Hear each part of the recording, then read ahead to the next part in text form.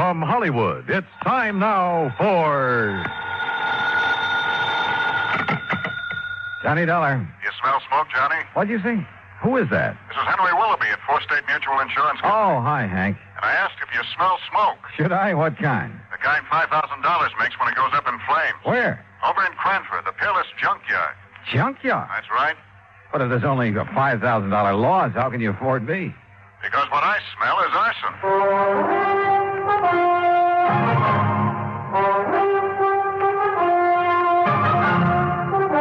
Bob Bailey in the exciting adventures of the man with the action-packed expense account. America's fabulous freelance insurance investigator. Yours truly, Johnny Dollar.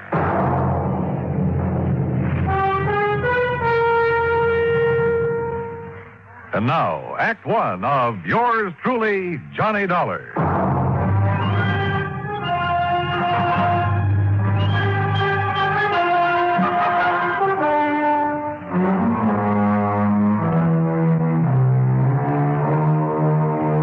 Expense account submitted by Special Investigator Johnny Dollar to the Four State Mutual Insurance Company, Hartford, Connecticut. Following is an account of expenses incurred during my investigation of the Peerless fire matter.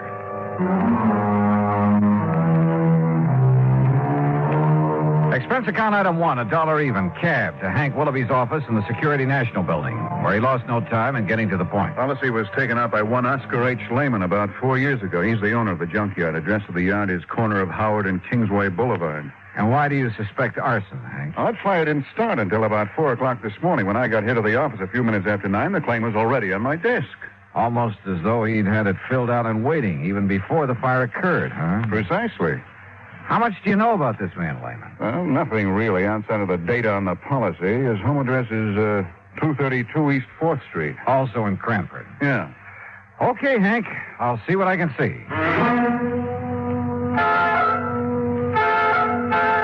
Item 2, 40 cents phone call to make sure the suspect, or at this point, I guess I'd better call him the client, to make sure he'd be around for questioning. Here speaks Oscar Lehman. Mr. Lehman, this is Johnny Dollar representing your insurance company. So why do you waste time at the telephone? Or then maybe you're coming here with my check for $5,000 right away, huh? Well, you see, there are a couple of things that... So, all right, I'll be waiting for you when you come with the money. Goodbye.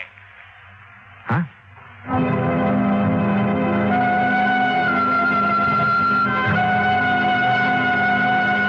Item 3, $1.20 for a train ticket to Cranford.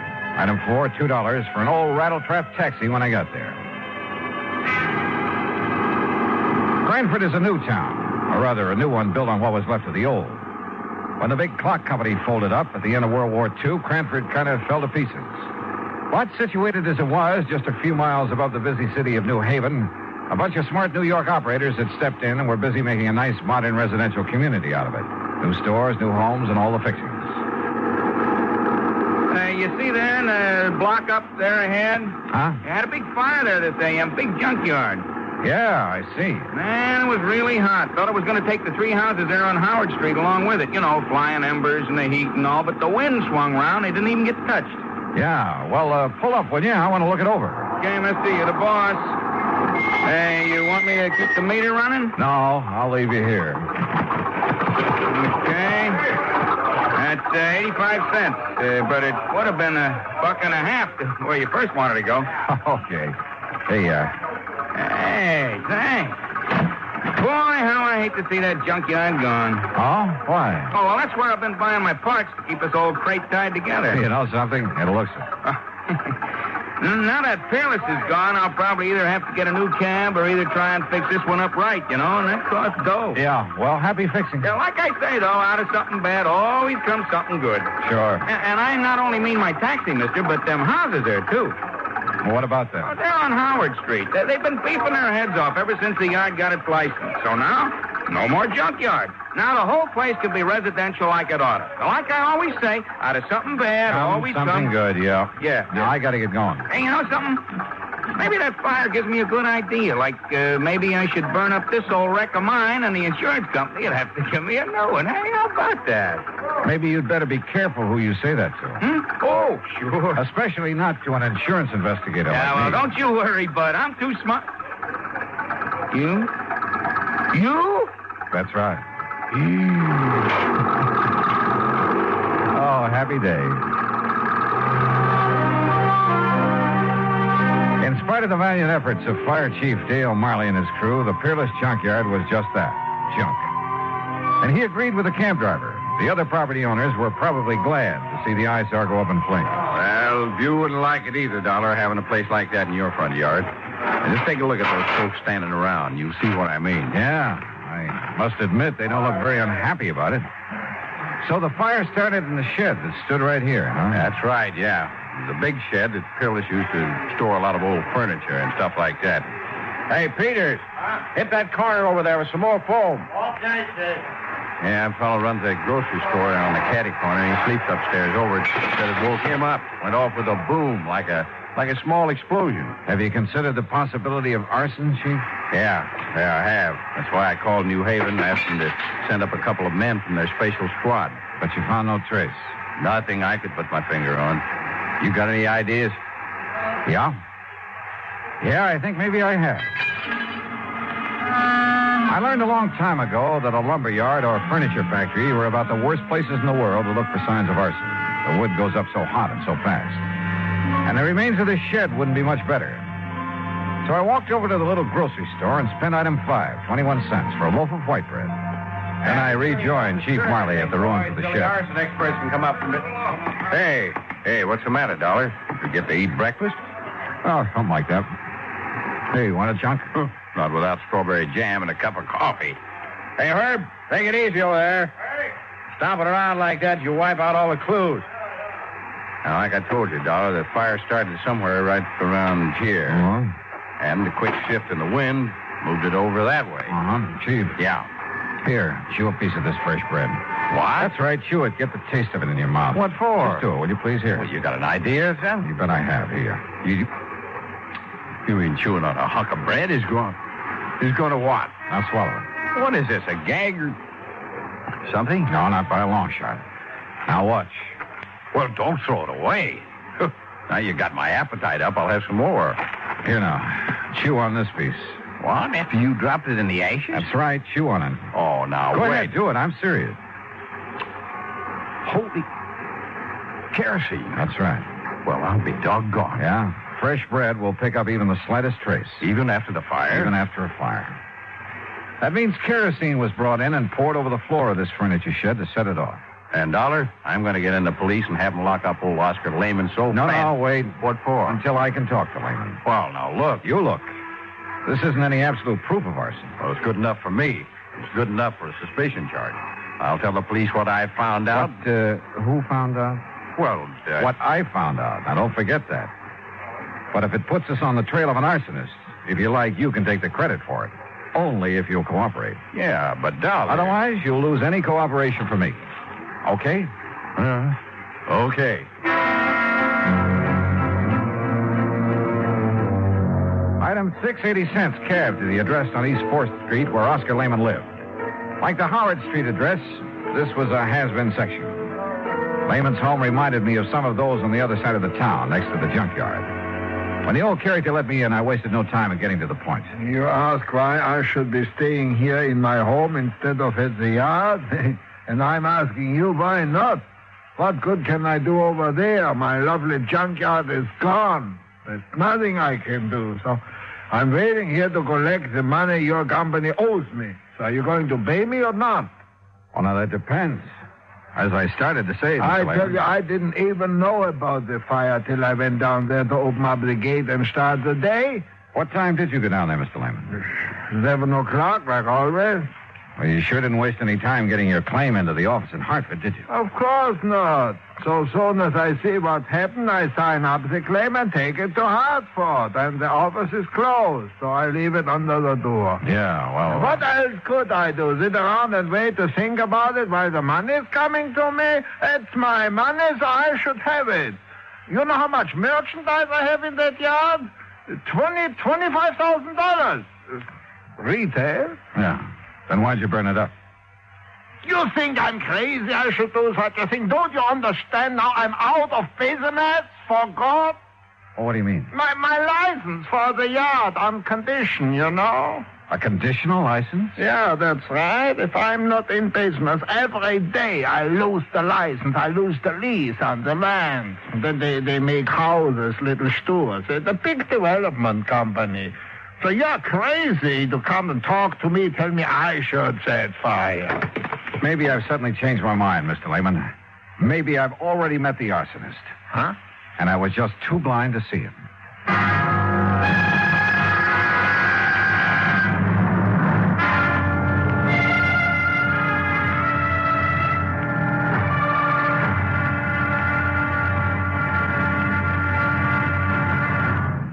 Act two of yours truly, Johnny Dollar, in a moment. And now, Act two of yours truly, Johnny Dollar, and the Peerless Fire Matter.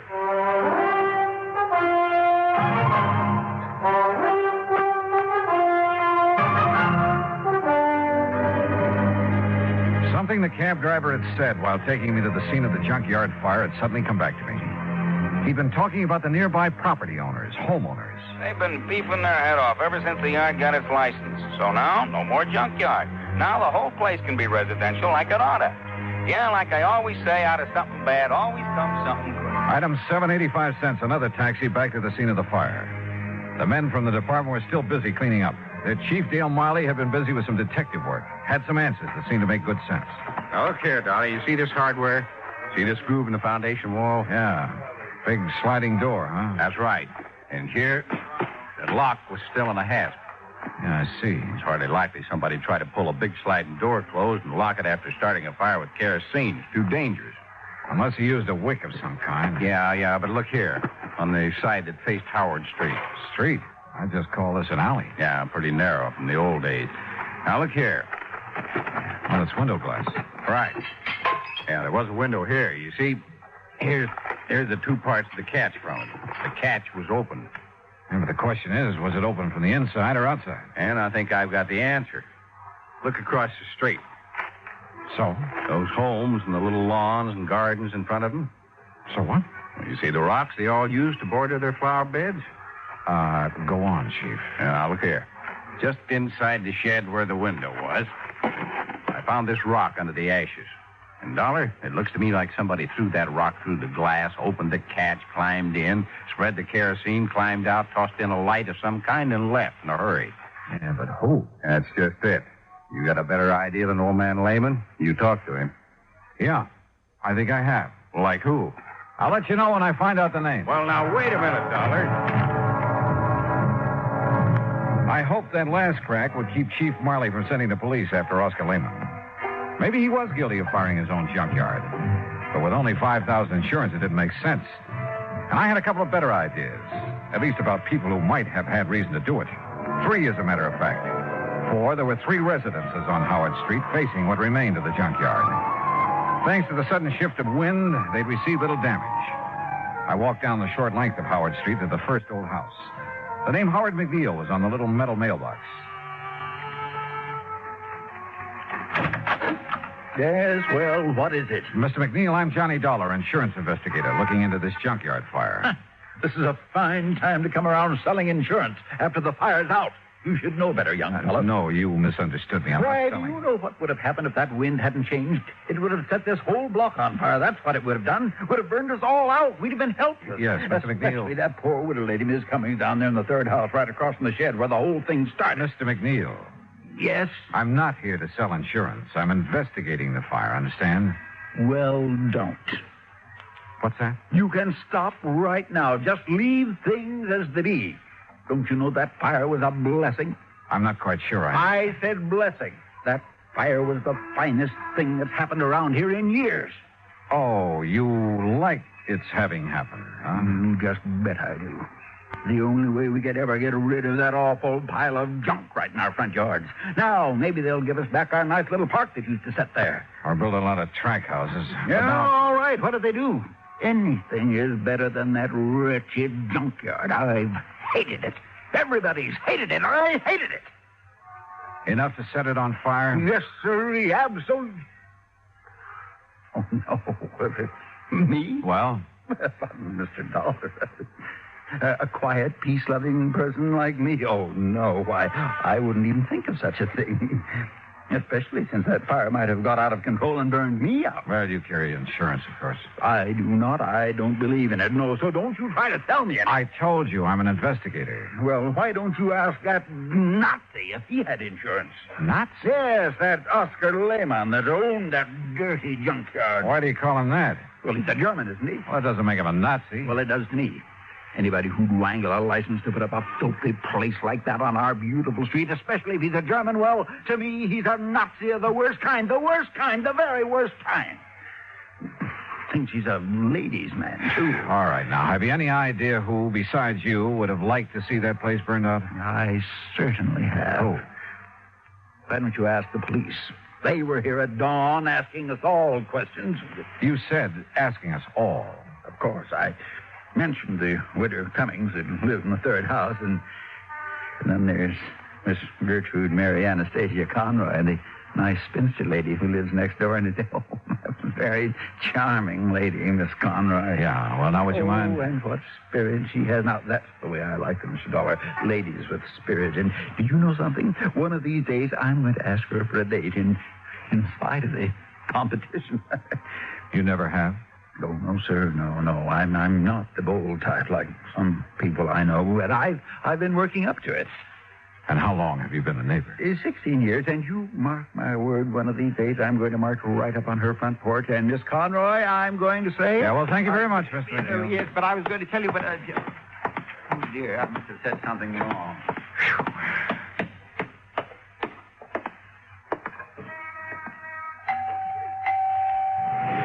And what the devil is it you'd be wanting? Miss Conroy? That's right. And don't you see the sign beside the door? No peddlers, no solicitations. So be gone with you. I'm busy cleaning the smoke out of my house for that awful fire this morning. Well, that's what I'm calling about, ma'am, that fire. I'm an insurance investigator. Investigator, huh? Oh, now, just a...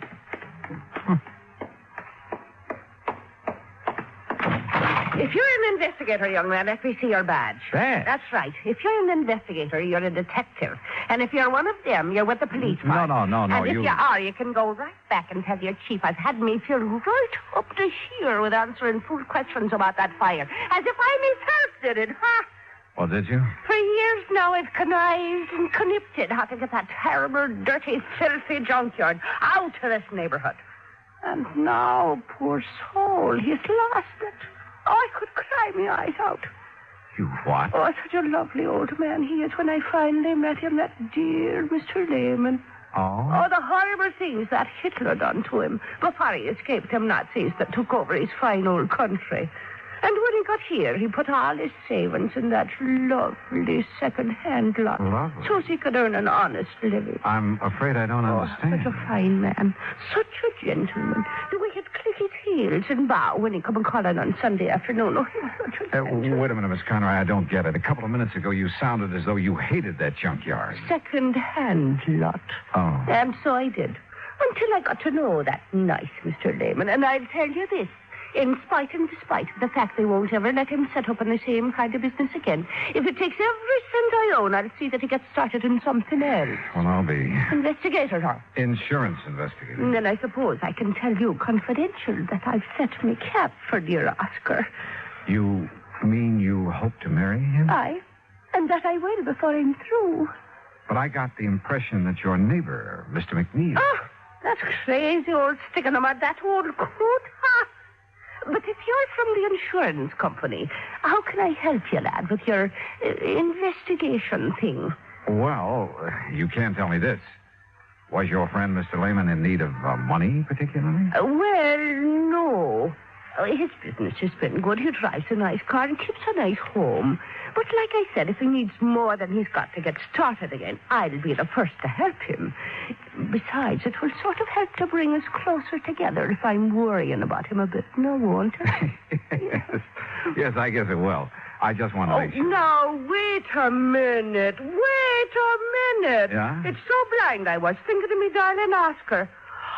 So that's what you were up to with your nasty questions. What? Implicating that he might have burned up his place by his own self to get the insurance money. Is that what your evil, filthy mind was thinking of? I didn't say that. But that's what you meant, now, ain't it? No, after all, somebody set that fire.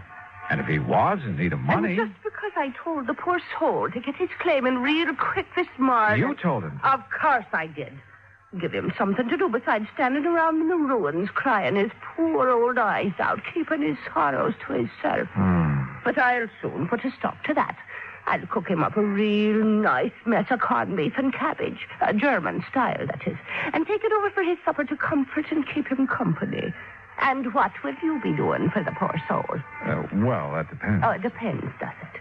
Well, you and that insurance company better pay up what you owe him instead of making snide talk about maybe he himself set that fire in his...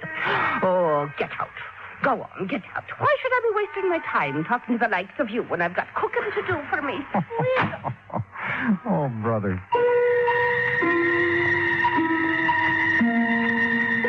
This was turning out to be the most offbeat insurance matter I ever handled. Well, there was only one suspect left. The woman living in the third house opposite the shed where the fire had started.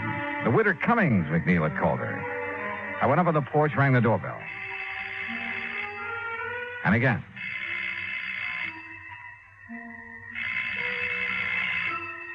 After the third time, I was about to decide no one was home when the door slowly opened. And just inside the door, in a wheelchair, sat a little old lady, pale, gray-haired. Her face reflected years of pain, of worry. I've been waiting for you to come, Mr. Dollar. So you know who I am. I overheard you at my window when you talked to Mr. McNeil and Miss Conroy. Listening to the neighborhood is the only thing I have left these days, tied down as I am to this wheelchair. Yes, I see. I'm sorry. Come in and sit down, please. Thanks. There's, no one to take care of you here? Only Rudolph, who does as little as he dares. And you must take him away, Mr. Dollar. Rudolph? My stepson, who keeps me here, waits for me to die. What? Not even a rest home where I'd have care and friends, but here to die. He'd help me die, too, if he dared, because of the money.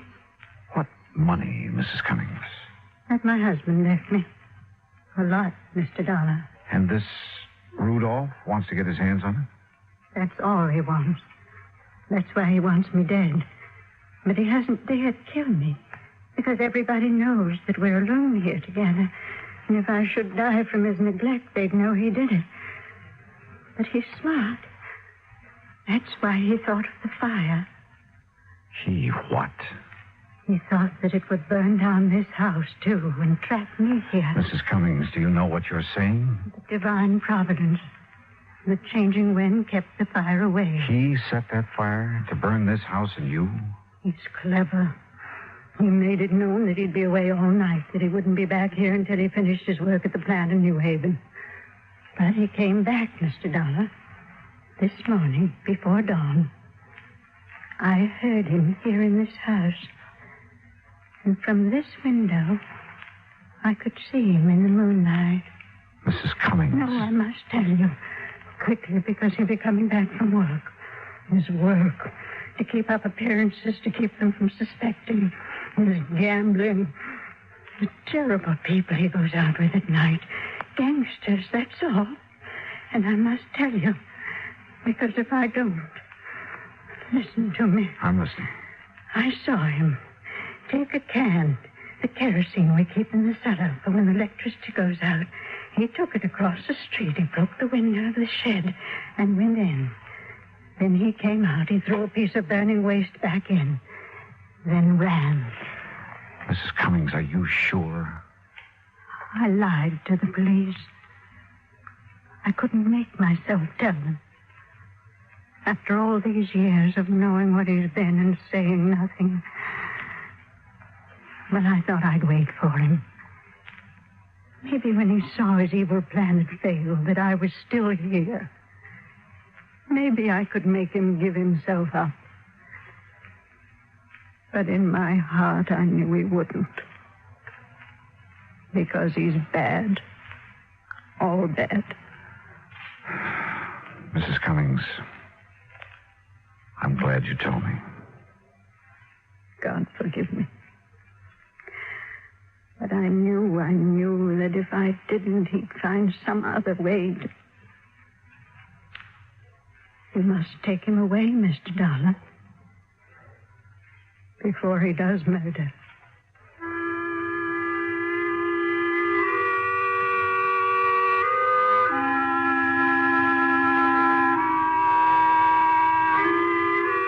Expense account item 8, $10, board and room. I've stayed an extra day in Cranford to clear things up. For while I waited for Rudolph to return, I found the kerosene can he'd used down in the cellar. Chief Marley found the top from it in the ashes. The police have since found only his prints on it. Rudolph is in the city jail. And I'm sure Mrs. Cummings will testify against him. After all, her life is at stake. Hospital layman, his claim will be paid in full. Well, I hope he and Miss Conroy live happily ever after. Expense account total, including incidentals on the way back to Hartford, $14.46. Yours truly, Johnny Dollar.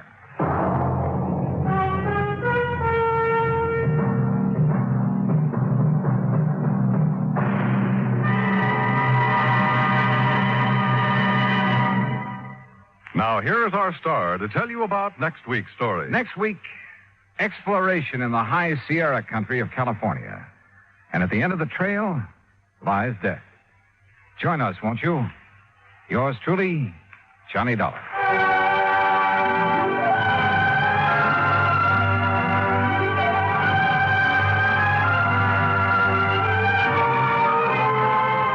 Yours truly, Johnny Dollar, starring Bob Bailey, originates in Hollywood. It is produced and directed by Jack Johnstone, who also wrote tonight's story. Heard in our cast were Virginia Gregg, Peggy Weber, John Stevenson, Herb Vigran, Hans Conried, Forrest Lewis, and Parley Bear. Musical supervision is by Amerigo Marino.